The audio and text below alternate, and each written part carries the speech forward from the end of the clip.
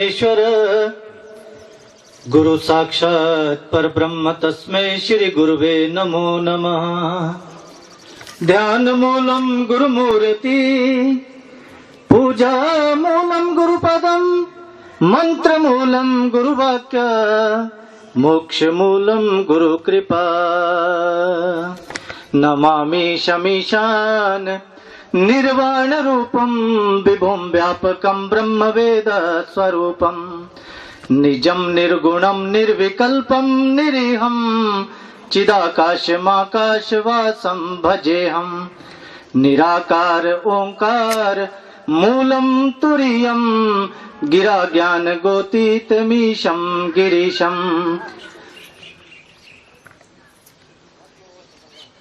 परम सत्कार योग्य साथ संगत जी, प्यार से कहिए धन्यकार जी। सब मिलजुल करके जय घोष में शामिल होंगे।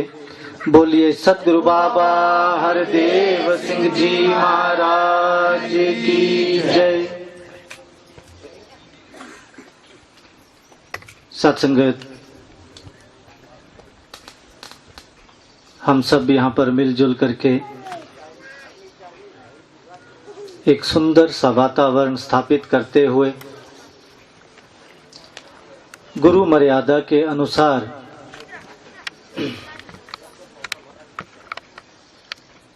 जो वक्त का सद्गुरु एक विधि बता रहा है, उसी अनुसार ये सुंदर घड़ियां, ये सुंदर पल हमें व्यतीत करने का शुभ अवसर सौभाग्य प्राप्त हो रहा है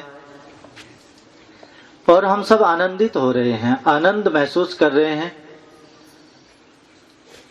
और शुक्राना कर रहे हैं सदगुरु का, इस परमपिता परमात्मा का, निराकार परब्रह्म परमेश्वर का। और इसका यशोगान हम सब श्रवण कर रहे हैं। महात्माओं ने अपने हल्फिया बयान दिए, महात्माओं ने अपनी प्रैक्टिकल लाइफ का अपने उदाहरण पेश किए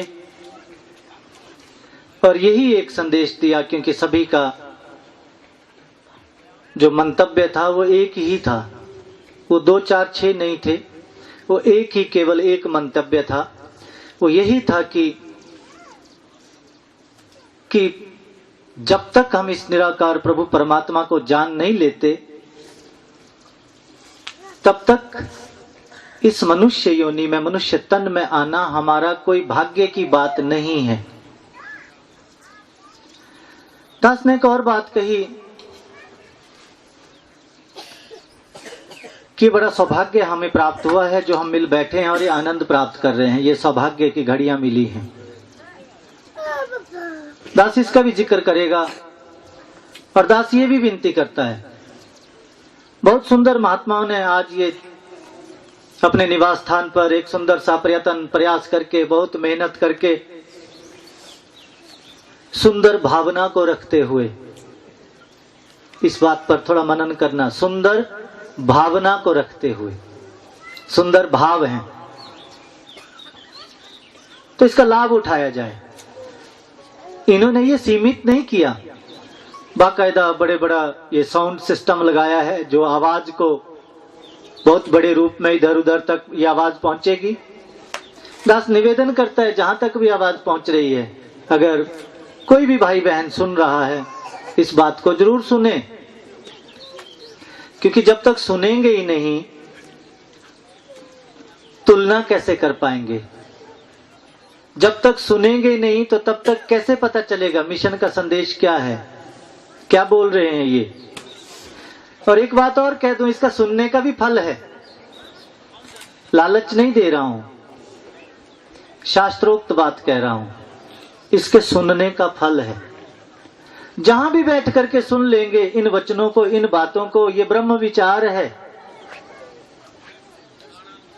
अभी ब्रह्म विचार क्यों है जी?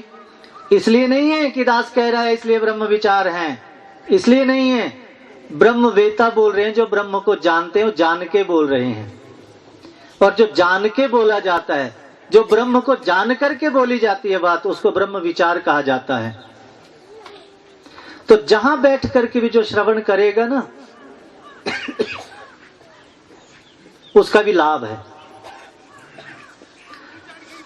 और जहां भी बैठे हैं उसके पीछे भी कोई कारण है। हम यहां ये आनंद प्राप्त कर रहे हैं, हम मिलजुल के बैठे हैं, इसके पीछे भी कोई कारण है।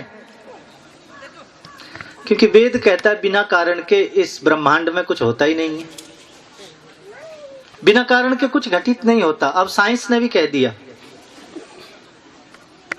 हर चीज के पीछे कोई ना कोई कारण होता है। तो दास बात कह रहा था कि हम बड़े भाग वाले हैं जो बैठे हैं, मुबारक है जो जहां बैठे हैं, लेकिन एक मन एक चित्त होकर के सुन लें। कहीं ऐसा होता है कई बार आधी बात सुन लेते हम तो अर्थ का अनर्थ हो जाता है। पूरी बात तभी सुन पाएंगे जब एक मन एक चित्त होकर के श्रवण करेंगे। अभी तक हमने सभी महात्माओं को श्रवण किया, मिशन के जो फिलॉसफी है, जो विचारधारा है, वो हम सब ने श्रवण की। महात्माओं से पता चला, क्योंकि बहुत सारे आज भाई बहन हमारे गणमान्य व्यक्ति जो पहली बार इस विचारधारा को इस रूप में श्रवण कर रहे होंगे, वो इनवाइटेड होंगे, चाहे रिश्तेदार के रूप में चाहे किसी भी रूप में। मुबारक है, बहुत भागों वाली बात है। ये समय बार बार नहीं आता। पहली बात तो ये कही गई कि बड़े भाग मानुष तन पावा, सुर दुर्लभ सद ग्रंथ ही गावा। ध्यान देना इस बात पर। ये मनुष्य तन कहते बड़े भागों से मिलता है, और दुर्लभ किसको है? किसको कहा दुर्लभ? मैं नहीं कह रहा हूं, ये रामचरितमानस में संत शिरोमणि तुलसीदास जी कह रहे हैं दुर्लभ किसको है? कहते देवताओं को। बुद्धिजीवी व्यक्ति बैठे हैं, पढ़े लिखे बैठे हैं, सब समझदार बैठे हैं, सब जानते हैं। अब ध्यान देना इस बात पर। कहते बड़े भाग्यों से ये मानुष तन मिलता है, और ये मानुष तन देवताओं को दुर्लभ है। किनको? देवताओं को दुर्लभ है। क्यों? क्योंकि देवता तरसते हैं इस मनुष्य तन के लिए। किस लिए? क्योंकि जब तक इस मनुष्य तन में नहीं आएंगे तब तक 84 लाख योनि का जो भव सागर का बंधन है वो टूटेगा नहीं, वो टूटेगा ही नहीं। अरे यहां तक कह दिया बिन गुरु भव निधि तरई न कोई, जो बिरंची शंकर सम होई। बालकांड रामचरितमानस। कहते बिना गुरु के भव सागर से तरने का कोई रास्ता है ही नहीं। कहते क्या बन जाओ? कहते ब्रह्मा के बराबर बन जाओ, शंकर के बराबर बन जाओ।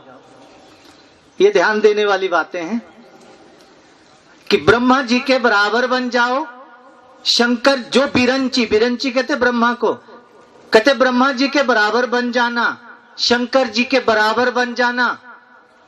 तो आम देवी देवताओं की तो बात ही कहां रह गई? उनसे तो बहुत ऊंची अवस्था पर हैं ब्रह्मा जी और शंकर जी, और ये कह रहे हैं कि ब्रह्मा जी भी बन जाना। बन जाना, मानना नहीं, बन जाना। उनको मानने वाला नहीं बनना, पूजने वाला नहीं, उनके बराबर बन जाना। अगर उतना भी बन जाओगे तब भी भव सागर से 84 लाख योनियों का चक्कर नहीं काट सकते। बोलो, कहते कैसे कटेगा? कहते बिना गुरु भव निधि तरई न कोई, कोई नहीं तर सकता बिना गुरु से भव सागर को पार। कौन सा भव सागर? पुनरपि जननम पुनरपि मरणम पुनरपि जननी जठरे शयनम। अब एक उदाहरण और जरा दास को याद आ रहा है, कठोपनिषद का। यम जी ज्ञान का करवाते हैं ऋषि नचिकेता जी को कठोपनिषद में। वो कहते हैं हे नचिकेता, नासाम पर आय प्रतिभाति बालम, प्रमाद्यंतम वित्त मोहेन मूढ़म, अयम लोके न परा अस्ति इति मानी, पुनः पुनः माम वशम आपद्यते में। हे नचिकेता, जो निरंतर वित्त के मोह में पड़ा हुआ, अपनी अक्कल को ही बहुत अधिक मानता है, अपने आप को बड़ा चतुर चालाक मानता है, और नित्य वित्त के मोह में पड़ा रहता है, और जो कहता है यही सब कुछ है, कुछ नहीं है। किसने देखा भाई? किसने दी लिख करके चिट्ठी? अरे मरना तो सबने है। कहते भाई तुम बड़े भारी इतने बने हुए हो, बोल रहे हो, तो मरना तो तुमने भी है, फिर क्या फायदा हुआ? ठीक है, मरना तो सबने है, ये बात ठीक है, लेकिन फर्क है, आया है सो जाएगा, राजा रंक फकीर, एक सिंहासन चढ़ी चले और एक बंधे जंजीर। ये फर्क है। ये महात्माओं ने बताया कि एक तो सिंहासन पर चढ़ के जाएगा क्योंकि मुक्त अवस्था में जाएगा। जीते जी बोल देगा वो कि मैं मुक्त हो गया भाई, अब मैं ना मरवो संसारा, मोहे तो मिले हो जीवावन हारा। मैं नहीं मरूंगा अब, क्योंकि मुझे अब जीने का सहारा मिला। कौन मिला? परमपिता परमात्मा।